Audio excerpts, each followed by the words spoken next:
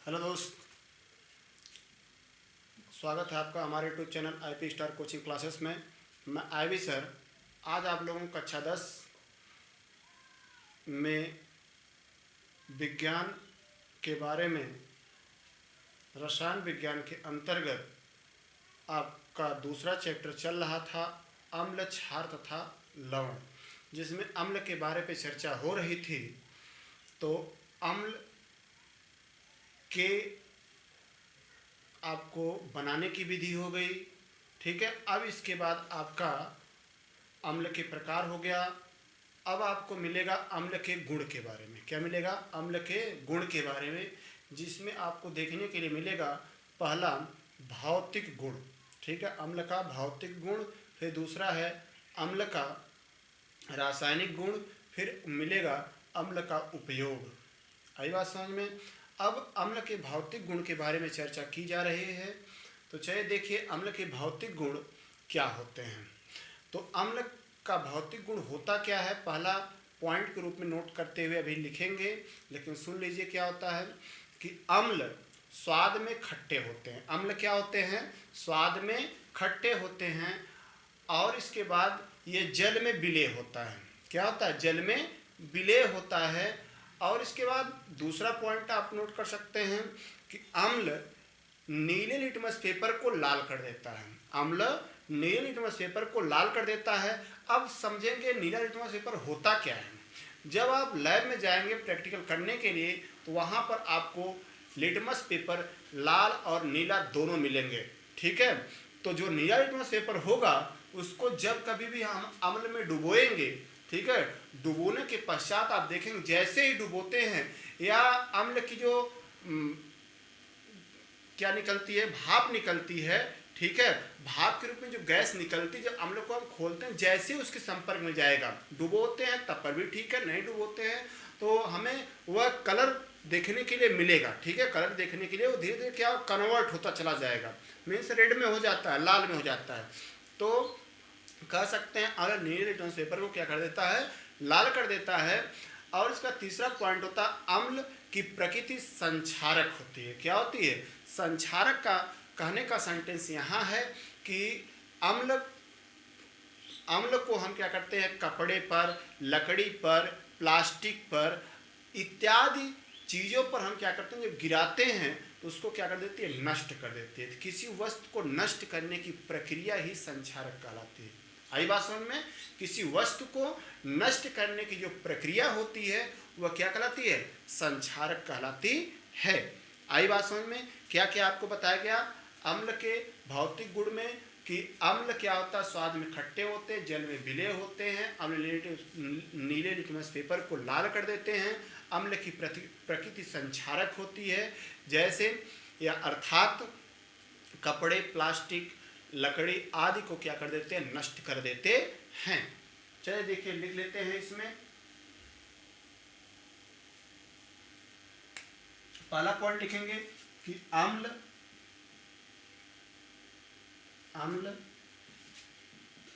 स्वाद में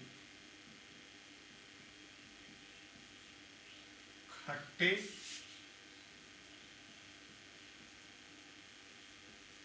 होते हैं और जल में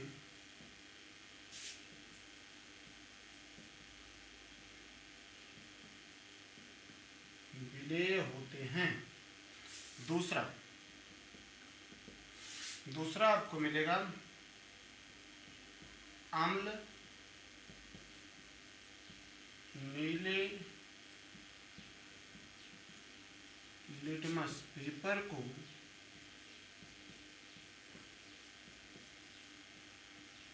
लाल कर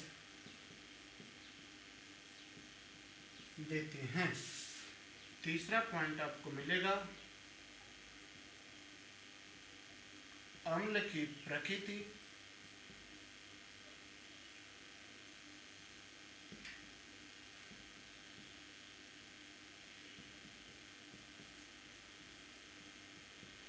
संक्षारक होती है, अर्थात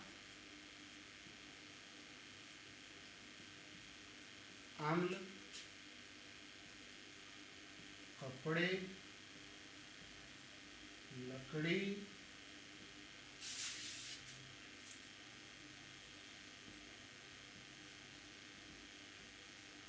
प्लास्टिक आदि वस्तुओं को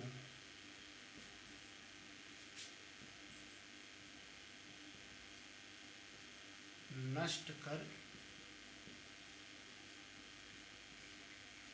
देते हैं। आई बात समझ में? इसको नोट कर लीजिए।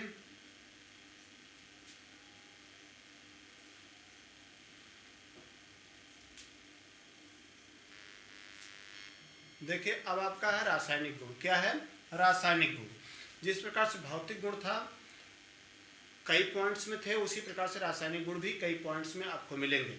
तो आप एक लाइन इसमें लिख सकते हैं, अम्ल के रासायनिक गुण निम्नलिखित हैं।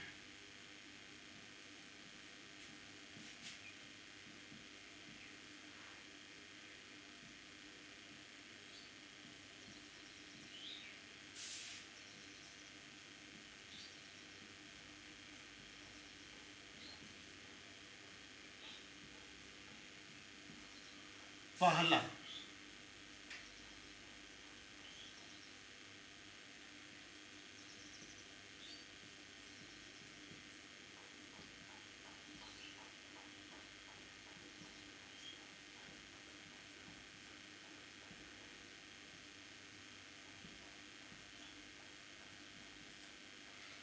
धातुओं के साथ अभिक्रिया। क्या होता है? धातुओं के साथ अभिक्रिया।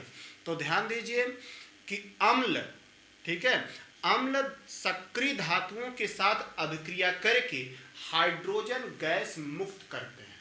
क्या करते हैं? अम्ल सक्रिय धातुओं के साथ अभिक्रिया करके क्या करते हैं?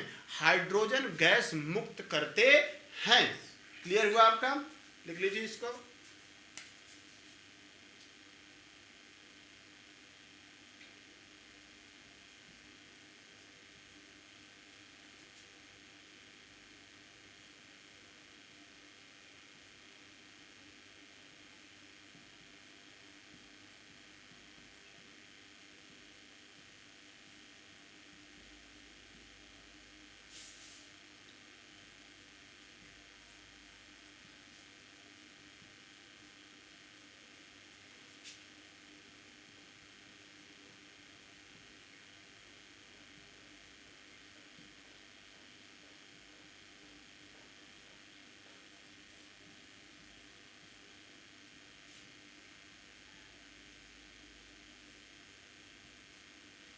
अब जैसे सक्रिय धातु कौन होते हैं? वे धातु जो किसी अम्ल के साथ क्रिया करने की गति उनकी तीव्र होती है। ठीक है, वे धातु क्या कहलाते हैं? सक्रिय धातु कहते हैं। जैसे जिंक, सोडियम, फेरस, मैग्नीशियम इत्यादि धातु जो होते हैं क्या कहलाते हैं? सक्रिय धातु कहलाते हैं। जैसे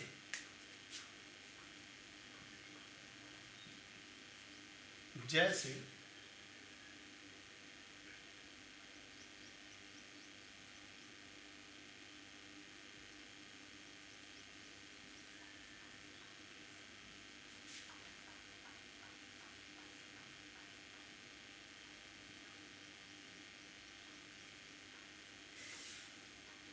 ये क्या है? जिंक। ये क्या है? सल्फ्यूरिक अम्ल। ये क्या है? Zinc sulphate. यही hydrogen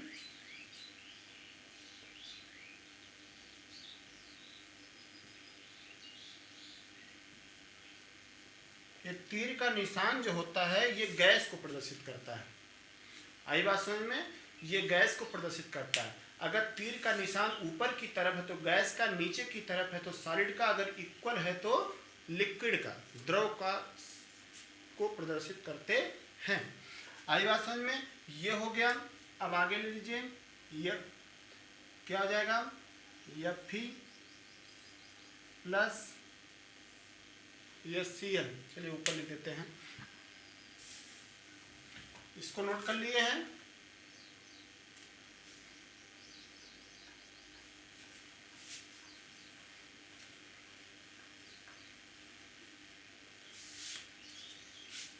Fe iron plus HCl hydrochloric अम्ल, अभिक्रिया करके FeCl2 प्लस H2, ठीक है, ये आपका सॉलिड होगा। ये है आपका आयरन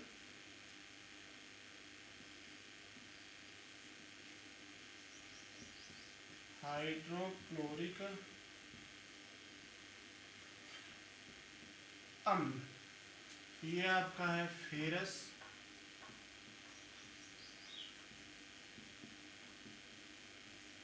क्लोराइड, हाइड्रोजन तो जान ही रहे हैं,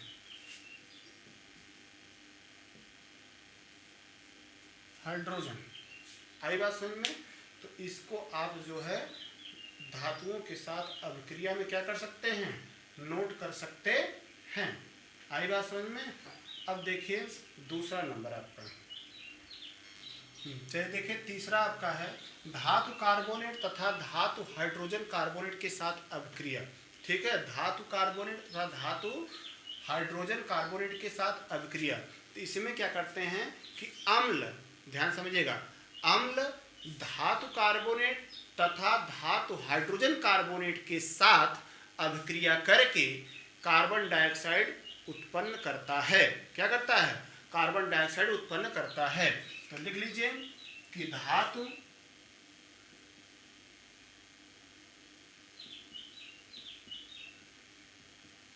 कार्बोनेट तथा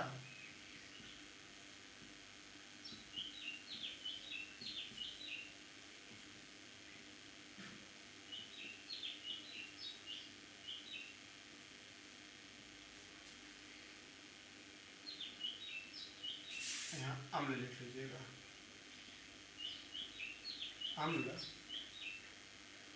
अम्ल धातु कार्बोनेट तथा धातु हाइड्रोजन कार्बोनेट के साथ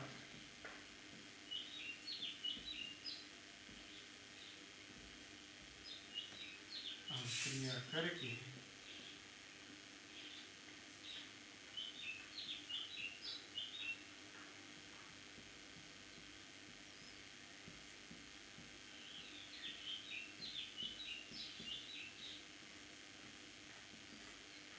मुक्त करती है। जैसे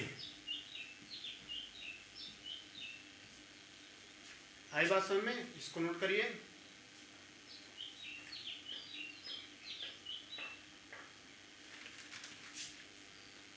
हो गया?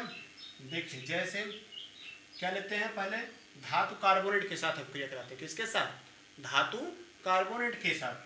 धातु कार्बोनेट के साथ जैसे एग्जांपल ले लीजिए आप लोग, कैल्शियम कार्बोनेट। क्या लीजिए?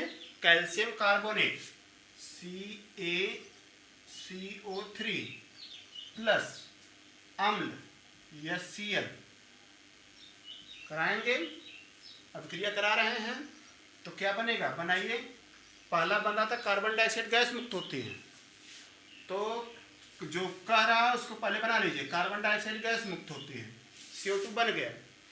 अब आपका देखिएगा बनेगा CaCl2 प्लस, देखिए क्या बच रहा है, कार्बन डाइऑक्साइड हो गया, CaCl2 H2O। समीकरण को बैलेंस कर लीजिए। ठीक है, समीकरण को बैलेंस कर लीजिए, संतुलित करिए। देखिए कार्बन एक है, कार्बन एक है, यहाँ कार्बन एक है, इधर भी कार्बन एक है, बराबर है। CO3 से CO2 गया, इसका मतलब एक ऑक्सीजन यहाँ बचा है, एक ऑक्सीजन यह बचा है, और यहाँ पर 2 Cl है तो 2 कर दीजिए। तो अब 2 H 1 O मिल करके H2O कर दिए। तो अब आपका बचा क्या? Ca था पहले से, Cl2 यहाँ पर था तो Cl2 हो गया। नाम लिख लीजिए कैल्शियम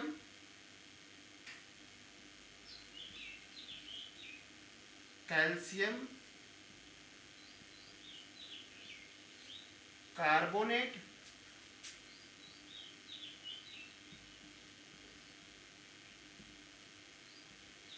हाइड्रोक्लोरिक अम्ल।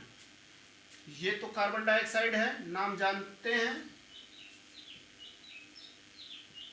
नाम जरूर लिखिएगा।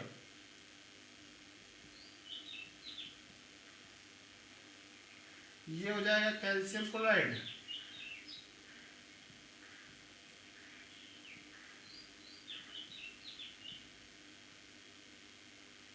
ये तो जल है ये। अब देखिए ये तो कैल्शियम का, ये तो आपका धातु कार्बोनेट था। अब धातु हाइड्रोजन कार्बोनेट लीजिएगा Ca प्लस, इसका नाम हो जाएगा कैल्शियम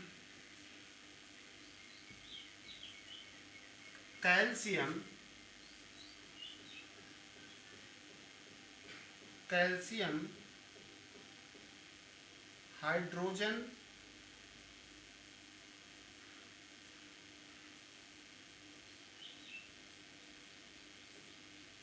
कार्बोनेट। यह बनेगा आपका CO2, कार्बन डाइऑक्साइड हो गया, CaCl2 प्लस H2O। अब बैलेंस करने की बात आती है, किसकी बात आती है? बैलेंस करने की। तो अब देखिए CaCl2, 2 यहाँ लगा दीजिए, 2 लगा कर पहले देखिएगा, 2 हो गया, ये बराबर हो गया। अब CO3 का ट्वाइस है, 2 बार है, तो CO2, इसका मतलब हम 2 यहाँ लगा देंगे तो 2 आपका बचा है, 2H है, 2H यहाँ है, 2H यहाँ है, इसका मतलब 4H है। तो हम ले लेंगे 2 दूनी 4H हो गया। ऑक्सीजन जो 2 यहाँ बचा था वह 2 आपका ऑक्सीजन हो गया। तो इसका मतलब यह रिएक्शन क्या है आपका? पूर्ण रूप से संतुलित है। अब नाम लिखने की बात है तो नाम सेम इसका ऊपर आपका लिखा गया है, मिला लीजिएगा। सिर्फ आपका रिएक्शंस जो है खाली कहाँ पे थोड़ा सा अंतर है आपको देखने के लिए मिल रहा है। यहाँ पर कैल्शियम कार्बोनेट था, यहाँ पर कैल्शियम हाइड्रोजन कार्बोनेट लिया गया है, बस यही आपका दोनों रिएक्शन में अंतर है। क्योंकि आप हेडिंग ही पढ़ रहे हैं धातु कार्बोनेट तथा धातु हाइड्रोजन कार्बोनेट के साथ अभिक्रिया। आई बात समझ में? ये अभिक्रियाएं आप पढ़ रहे हैं, इसको नोट कर लीजिए।